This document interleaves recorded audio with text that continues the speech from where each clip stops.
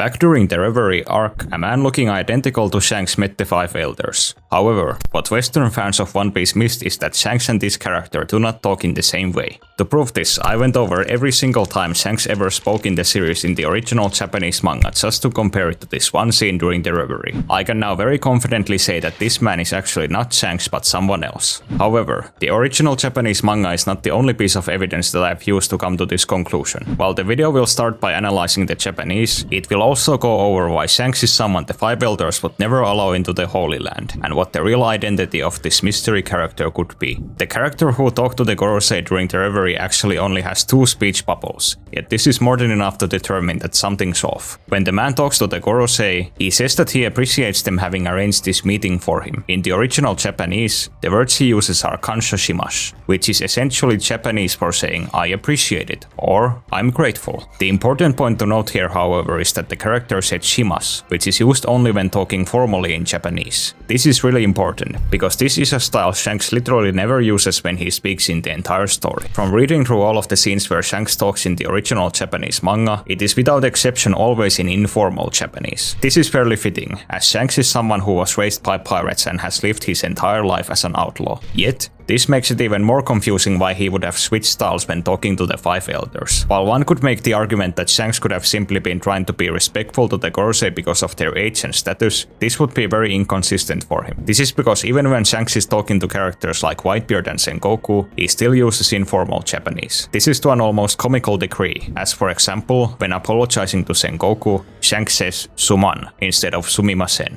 The equivalent of this would be something like a random person meeting the Pope and saying to him, "My bad, dude."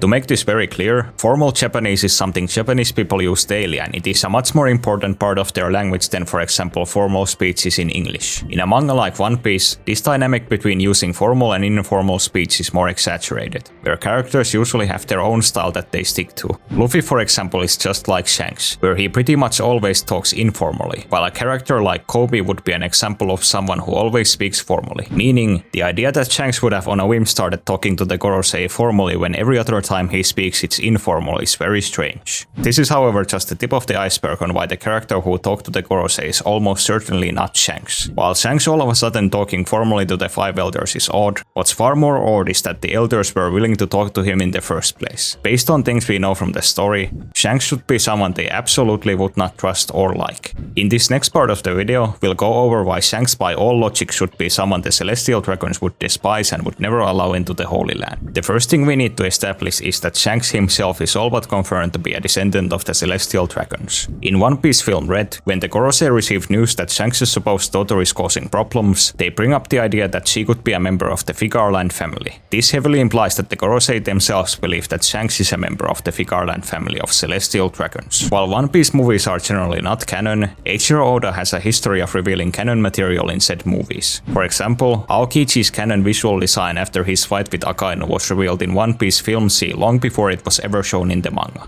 The idea of Shanks being a member of the Figarland family is also something that seems to very much fit the story. From what we know, Shanks was found as a baby after the God Valley incident by the Roger Pirates. The God Valley incident was an event that involved several Celestial Dragons, including Saint Figarland Garling. Garling in his youth also bears a striking resemblance to Shanks. While it's unclear whether Garling is actually Shanks' father, all signs point to the two of them being at the very least related. Still, I can understand why you might be confused at this point. If Shanks is a descendant of the Celestial Dragons, wouldn't this mean that it should be easier for him to get an audience with the Five Elders? While this could be the case for regular Celestial Dragons, Shanks is someone the Celestial Dragons would hate, simply because he's lived his entire life in the lower world with normal humans. This is a core part of the Celestial Dragons' identity, where they see all regular people who live below the red line as scum. However, the only people they see as being lower than this scum are in fact the Celestial Dragons who've stooped to their level. This is quite literally stated by Garling after he had Saint Mjosgard executed for the crime of protecting fishmen. Shanks, however, did something even worse than Mjosgard, which is that he spent his entire life living among regular humans. A concrete example of just how much the Celestial Dragons despise people like this is seen in Doflamingo's flashback. When Doflamingo's family of Celestial celestial dragons decided to move to the lower world, the rest of the celestial dragons saw them as traitors. After they'd moved beneath the Red Line, the Don Quixote family was actually persecuted for the horrible things other celestial dragons had done. Seeing no other choice, Doflamingo's father tried to get back to the Holy Land. The celestial dragons didn't, however, allow this, seeing the Don Quixotes as no longer even belonging to the same species as them. Doflamingo later killed his own father and brought his head to the celestial dragons to be allowed back in. The celestial dragons did not only refuse Doflamingo, but they actually tried to kill him for stepping foot inside the Holy Land. Doflamingo survived this, but it was only after he learned of the Marie-Choice national treasure that he was able to blackmail the five elders into cooperating with him. The Don Quixotes are also not the only ones who've received this kind of treatment from the celestial dragons. 800 years ago, when the 20 kings founded the world government, the only one of the 20 royal families who decided to go back to their original kingdom instead of living in the Holy Land as celestial dragons were the Nefertari family of Alabasta. Even in the present day, the celestial dragons still view the descendants of the Nefertari family as traitors because they chose to live in the lower world. If the behavior of the celestial dragons seems strange to you, it actually parallels how a lot of groups operate in real life. For example, while a lot of religious organizations view non-believers negatively, in many cases, the people they hate far more are those who were once believers but have since left the religion. A well-known case of this is the Church of Scientology. The church has a policy known as disconnection, where members are required to cut off all communication with those who leave or are expelled from the church. Reportedly, the people who are disconnected are treated far worse by the church than those who were never a part of the organization in the first place. If Shanks is indeed a celestial dragon, he should very much be seen as a traitor and not allowed back into the Holy Land. If Doflamingo is any reference, the celestial dragons could even want Shanks dead for daring to enter their land. This is, however, in stark contrast to how the man who met the five elders during the Reverie was treated. The man did not only enter the Holy Land and receive an audience with the highest ranked celestial dragons, but the Gorosei actually treated him with respect, where they even arranged the meeting on the man's personal request. The Gorosei are also not some exception to the celestial dragons' way of thinking, as they also see the lower world and humans as beneath them, and it was even from them that we get the part about the Nefertari family being seen as traitors. I admit that I myself have for years thought that Shanks has some sort of partnership with the Gorosei, but this is something that on closer inspection doesn't make a lot of sense. From what we know from the story, Shanks is someone the elders clearly do not trust. In their introductory scene, the Gorosei describe Shanks as a man who could do a lot of damage, and that they're not certain what his ambitions are. Later, the Gorosei are visibly worried when they hear that Shanks is going to meet Whitebeard, and they even tried to prevent this by sending a marine fleet after him. This would all be very strange if Shanks was actually someone they trusted enough to let him right into their home.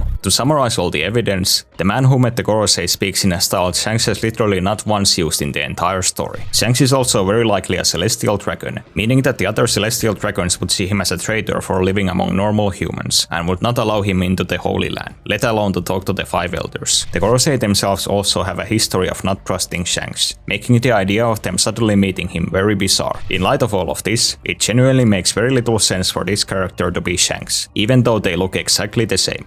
Or do they? The man is actually shown from a very convenient angle, where we do not see whether he is missing his left arm or if there's a scar above his other eye like Shanks. In this last part of the video, we'll discuss why this might not be a coincidence, and who this character might actually be instead of Shanks. The idea of there being a character who looks exactly like someone else is not particularly odd in a supernatural story such as One Piece, and Shanks would hardly be the first character this has happened to in the manga. For one, there's multiple devil fruits that allow you to assume the form of another character. There's also literal clones in the story, who've only become more and more important in the final saga. Then there are also what appear to be natural doppelgangers, such as Tashigi and Kuina, where they naturally look the same despite not being related. With the character who met the Gorosei, however, the simplest explanation could in this case be the correct one, where this man is actually Shanks' biological twin. The reason for this once again ties into Shanks' own background. If Shanks is a member of the Ficarland family, it could be that he has siblings who live among the celestial dragons. We've already seen that Carling 38 years ago resembled Shanks a lot, meaning that this could be the case for other members of the family as well, particularly a possible twin. It would also make perfect sense why Shanks' twin brother would be allowed to meet the Gorosei, as, unlike Shanks, he would be a true member of the Celestial Dragons. Still, even if this is actually true, and this character is not only a member of the Ficarland family but Shanks' very own twin brother, there still remains the much bigger question.